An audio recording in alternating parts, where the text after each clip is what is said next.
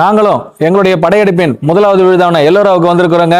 குருவின் பிரதான வாயில் என்னவோ தெற்கு வாசல் சொல்லுவாங்க. இங்க அனைத்தையுமே எல்லையில்லா ஒரு எழுதுகளை உருவாக்கின குருநாதருக்கு 3 கலப்படமில்லாத சுருத்துக்களை உருவாக்கி கொடுத்துருக்காங்களாங்க.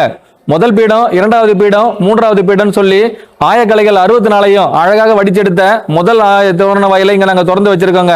எங்களுடைய ஆயுள் காலத்துல இது 18ஆம் நூற்றாண்டு செல்வம் கூட சொல்லலாங்க. அதாவது 18ஆம் நூற்றாண்டுனா இதிலிருந்து இல்லைங்க, சுமார் 3600 இருந்து 7800 வருடங்களுக்கு முன்னாடியே இது கணிக்கப்படுதுங்க. இந்த ஆலயத்துல 3 அல்லது 6 பேருக்கு மேல உபதேசம் வாங்கியிருப்பாங்களாங்க. இந்த உபதேசத்தின் உச்சகட்டத்தை யாரெல்லாம் முழு பாகுபாடோடு எங்கள் குருநாதர் குரு தவசவனாரின் அறிவுரையின்படி எங்களுடைய ஆசன பயிற்சி என்றும் மீளா தகையது. சுமார் கிமு 28ஆம் நூற்றாண்டுக்கு முன்றைய தகுதியில இந்த குகை கோயில்கள்லாம் உருவாக்கப்பட்டிருக்குங்க. சுமார் 60,000 ஆண்டுகளை கூட கணிக்கலாங்க. ஏன் அப்படி சொல்றோன்றதுக்கு இன்னைக்கு வரைக்கும் இதனுடைய ஆயுட்காலத்தை யாராலையும் கணிக்கவே முடியலைங்க. பாறையில எல்லோரும் கீழ் நோக்கி தாங்க மேல் நோக்கி வரைக்கும் குடைவாங்க. ஆனா இது மேலிருந்து கீழ் வரை, அதாவது மேலிருந்து கீழ் நோக்கி குடை வரை கோயிலா உருவாக்கப்பட்ட முதல் ஆலய வரலாறுன்னு கூட சொல்லலாங்க. 60,000 ஆண்டுகளா சுமார் 17,000 சிற்பிகளை வச்சு சுமார் 7 நாட்கள்ல முழுமையா இங்கிருந்து 3 மைல் தொலைவுக்குள்ள முழு குடைவரையை முடிச்சிருக்காங்க. தங்க கோபுரம்னா இதை வேணா சொல்லலாங்க. ஏகப்பட்ட வரலாற்று குகைகள்ல இங்க நாங்க 34, 33, 32, 30 குகைகள்ல முக்கியமான தருணங்கள்ல இதை வெடித்து சொல்றாங்க. இங்க குருவின் ஆசன வாயில்ல எப்பவுமே குருவின் தந்தம் எப்படி இருக்கணுங்கிறதுக்கு யானை முகத்திலேயே அருமையாட்சியமா வச்சு காட்டியிருக்காங்க. அதற்கு ஏற்றபடி எங்கேயுமே குரு தட்சிணாமூர்த்தியா அம்மன் இருக்க மாட்டாங்க. இந்த கோவில்ல, அதாவது இந்த குகை கோயில்ல குரு தட்சிணாமூர்த்தியா சிம்ம வாகனத்திலேயே அம்மா அமர்ந்துகிட்டு இருக்காங்க.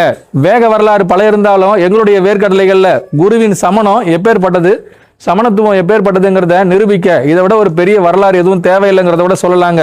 மணிமுடி சூடா மன்னர்கள் கூட இங்க வந்தாங்கன்னாங்க மண்மூற குப்புற கவுந்து தான் போவாங்களாங்க. அப்பேற்பட்ட வரலாறு படைத்த ஆலயமா தான் இந்த குகை கோவிலை உருவாக்கி காட்டியிருக்காங்க. தெற்கும் சரி, வடக்கும் சரி, மேற்கும் சரி, கிழக்கும் சரிங்க. இவங்களுக்கு திசையே கிடையாதுங்கிறது தான் இவங்க 4 திசையிலையும் குகைகளை வடிச்சு அழகு புற காட்டியிருக்காங்களாங்க.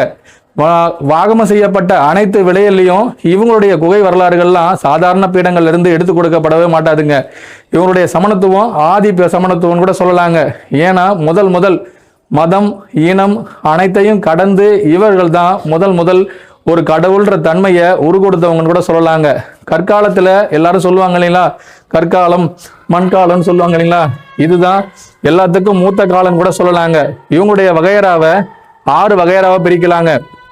தெற்கு வகையறாவுக்கு 6 பேரையும், வடக்கு வகையறாவுக்கு 8 பேரையும், மேற்கு வகையறாவுக்கு 9 பேரையும் உரு கொடுத்தா மட்டும்தான் இது மாதிரி குடைவரை கோவில்லாம் உருவாக்க முடியுங்க. குடைவரைங்கிறது சாதாரண விஷயம் இல்லைங்க. இதுவும் இவங்களுடைய சித்தத்தையும் எப்படி உரு கொடுக்கணுங்கிறதுக்காக எங்கள் குருநாதர் குரு தவசநாதருக்காக 8ஆம் நிலை பட்டறையிலிருந்து நாங்க இங்க எத்தனை சீடர்கள் உருவாக்கி வந்திருக்கிறோமோ அத்தனை சீடர்களுமே ஆதி பிறவி எடுத்திருந்தாங்கன்னா அவர்களுக்கும் இது போல மாபெரும் சித்தம் ஒன்று கிடைக்கட்டும்னு சொல்லிதான் எங்கள் குருநாதர் இங்க அழைச்சிட்டு வந்திருக்காங்க. வேகவத்த கடலைகள் எத்தனை பேர் இருந்தாலும் சுமார் 16,000 நூற்றாண்டுகளாகவே இந்த ஆலய பணிகள்ல முழு குடைவரையும் மேலிருந்து கீழே அழகாக வடித்து ஆசன பயிற்சியின் உச்சநிலையே காட்டியிருக்காங்க. தெற்கு கோபுர வாசல்னு பாத்தீங்கன்னா இதை போட பிரதான வாயில் எங்கேயுமே இருக்காதுங்க. இங்க 1ஆம் மண்டபத்திலிருந்து 16ஆம் மண்டபம் வரைக்கும் எப்பவுமே படிவிலை தொட்டிலா இருக்குங்க. 16ல இருந்து மீண்டும் 1ல இருந்து மீண்டும் மேல் நோக்கிய தொட்டிலா காட்டப்பட்டிருப்பாங்க. 8 குகைகள் மட்டும் மிகவும் பிரசித்தி பெற்ற குகைகளா இங்க உருவாக்கப்பட்டிருக்குங்க. ஆதிசிவடரா இருக்கிற குருநாதர் இங்க வெஞ்சோற்று கடனுக்காக எல்லை இல்லா பல திருப்பங்களை உருவாக்கி காட்டி உச்சத்துல இது போல் உயரிய நிலையை காட்ட முடியுங்கிறதுக்காகவே இங்க பல குகைகளை உருவாக்கி காட்டியிருக்காருங்க. தென்னாட்டுடைய சிவனே போற்றிங்கிறதுக்கு முதல் உருவாக்கப்பட்ட ஆலயமா கூட இங்க தாங்க எடுக்கலாம். ராவண பட்டம் வாங்கணுமா, அதுக்கும் இங்க தாங்க வரணும். யாராச்சும் குரு தட்சிணாமூர்த்தி பட்டத்தின் 3ஆம் நிலையை உணரணுமா, அதுக்கும் இங்க தாங்க வரணும். காகிதமேடு ஏதாச்சும் உணர்ந்து தன்னிலையை முழுமையா உணரணுமா, அதுக்கும் இங்க வந்தா மட்டும்தாங்க அவங்களுடைய முழு நிலையும் முழு தீர்த்தங்கராக முடியும். தீர்த்தங்கரர் பட்டயம்னு ஒண்ணு கொடுக்கணும்னா கூட அவங்களுக்கும் ஏகவட்ட வரலாறுகள் அனைத்தையுமே எப்படி கொடுக்கணுங்கிறதுக்கு இவர்களே சாட்சியா இருக்காங்க. வெஞ்சோற்று கடனை தீக்கிறதுக்கு இவங்களை தவிர வேற யாருமே இதுவரை உரு கொடுக்கவே இல்லைங்க. முக்கியமான படலங்கள் அனைத்தையுமே முழுமையாக கொடுத்து தன்னுடைய வரலாற்று பீடத்தை 8லிருந்து 16 வரைக்கும் முழுமையா நிலைநிறுத்தி காட்டியவங்க இவங்கன்னு கூட சொல்லலாங்க.